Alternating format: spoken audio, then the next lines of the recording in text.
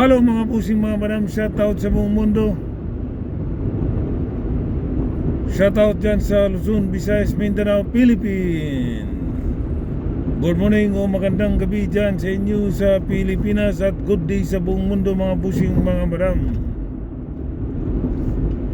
Pag-usapan natin itong itong mga teacher na to, kasi hindi nila naintindihan yung sinabi ng ating magaling na Undersecretary Claire Castro, spokesperson ng Malacanang Palace. Malinaw po ang sabi ng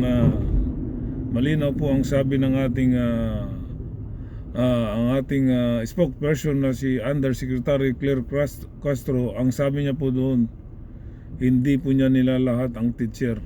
Di ba? Ganun ang linaw. Kaya lang ang pagkaintindi ng mga teacher na mga ibang bubong teacher, hindi ko naman mga bubo hindi ko nilahat sabi ko mga ibang teacher, sabi ko mga ibang teacher.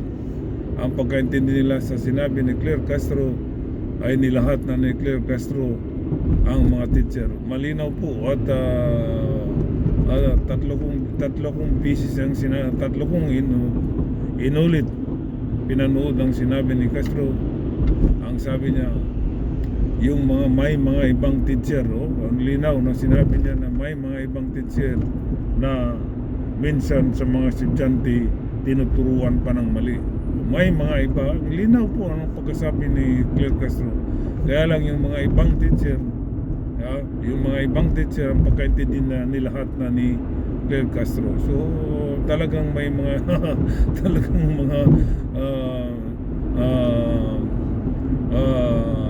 pinakita lang nila na talaga itong mga ibang teacher mga ob din.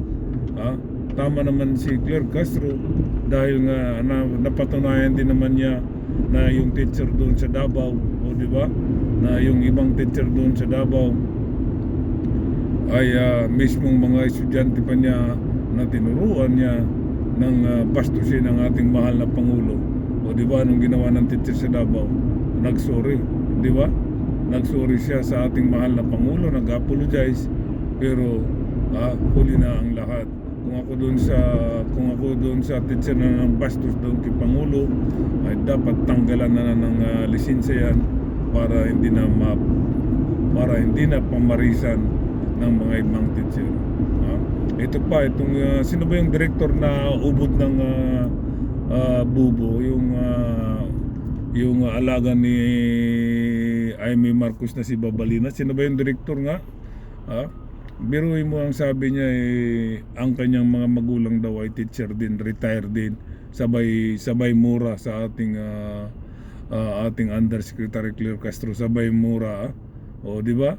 Yung ba ikaw bansot na director, kung ano man pangalan mo, nakalimutan ko itong pangalan itong bansot na director. Ikaw bansot na director, ang sabi mo ay ang mga magulang mo isang retired na teacher, tapos sabay mura mo kay Claire Castro.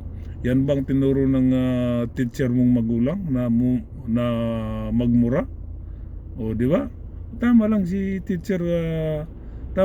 Castro na may mga ibang teacher na minsan nagtuturo sa mga student ay mali, ay hindi maganda. O di tama si Claire Castro dahil sabi mo bansot na director, kung sino ka man, nakalimutan kong pangalan mo, sana nasa isip ko. Kung sino ka bansot na director, sabi mo ng mga magulang mo ay retire na, sabay mura kay Claire Castro. So yan ang tinuro ng mga magulang mo. Walang manners, walang good manners and life conduct. Nung nasa elementary pa ako yan, laging tinuturo yung manners di ba? Ngayon, yan ang tinuro sa iyo ng mga magulang mo bago nag-retire ang mga magulang mo bilang isang teacher. Sabay mura mo kay Castro. Kaya ka na laos kaya ka walang nanonood sa mga movie mo kasi laos ka na director, bansot na director. Di ba mukha mo, di ba? So mga teacher, ang linaw-linaw po mga teacher, kung nanonood man kayo sa vlog kong ito, ang linaw po ang sabi ni Claire Castro, hindi po niya nilalahat ng mga teacher, hindi po niya nilalahat. Ang linaw pong sabi niya, may mga ibang teacher. Yun po ang pagkasabi ni Claire Castro, hindi niya nilahat. Sana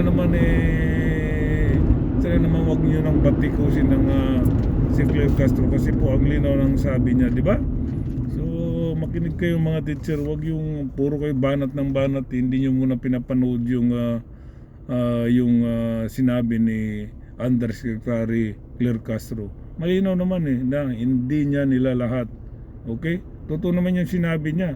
Kasi may halimbawa na lang yung teacher sa Davao, di ba? O na binastos niya ating mga mahal na Pangulo, pati yung mga estudyante niya gumayan na rin sa pangbabastos. So anong ginawa ng teacher? Di ba? Nag-apologize? O ganun lang kasimple po mga busing mga badam. Okay, ulitin ko, hindi po nilahat ni Claire Castro. Ang sabi niya, may mga ibang teacher na minsan mali ang turo sa mga estudyante. O di ba? Ganun po kasimple lang mga teacher, wag po kayong mga ob-ob, wag po kayong iti-iti. Okay mga teacher? Love na love ko pa naman kayong mga teacher Kayo yung kaya ako nagtapos ng elementary hanggang high school dahil sa inyo mga teacher, di ba? Kaya kunting kwan lang po, kunting kwan lang po yung wag naman po laging atakin si Claire Castro kasi po ang linaw na sinabi may mga ibang teacher. Yun lang po, okay? Mga teacher, love na love po kayo kaya ako nagtapos ng elementary high school lang doon sa college nang dahil po sa inyo, okay? Ingat-ingat na, wag lang maingat lang doon po sa mga pagsasalita. Okay? Okay, hanggang dito na lang po mga busing mga madam. Maraming salamat po sa mga pinalagda kong followers.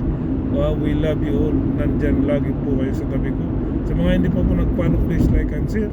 And comment po at babasahin ko at nag-reply naman po ako mga busing.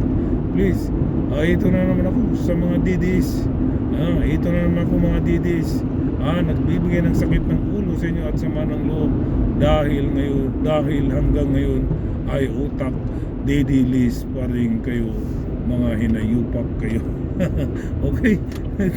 Okay, so please mga busing mga madam, please pakidalaw nyo ang aking YouTube channel, Idi Makasilang, at ang isa po ay Eduardo Decretan.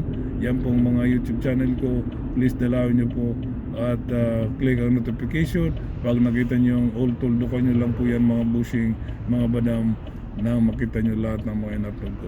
Okay, ingat-ingat po kayo dyan sa Pilipinas mga busing mga badam.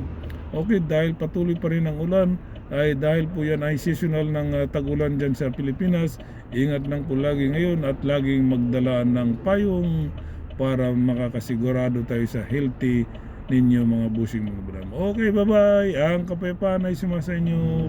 Peace.